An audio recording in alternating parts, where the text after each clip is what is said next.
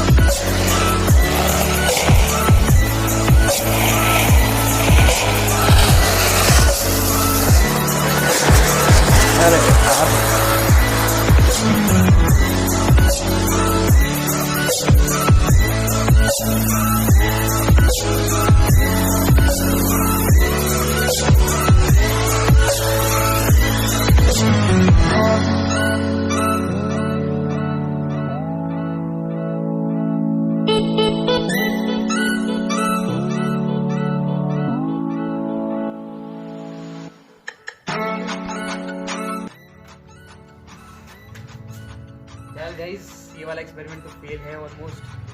क्यों, पहले तो हम चक्री भी नहीं चला पाए और वो भी चली तो उस लेवल से पंखा भी नहीं घूम पाया। तो ऑलमोस्ट मैं तो फेल ही कहूँगा। एक्चुअली क्या था, दोबारा से हम बनाते हैं, लेकिन ये हमारा खुद ही तीसरा या चौथा ट्राई था। सारी गेमिंग खत्म हो गई, क्या बोलते, चक्री खत्म हो गई है, सारी की सारी चक्री खत्म हो गई है। तो अब तो कुछ नहीं कर पाएंगे। देखते हैं फिर नेक्स्ट वीडियो में और क्या बेटर करते हैं।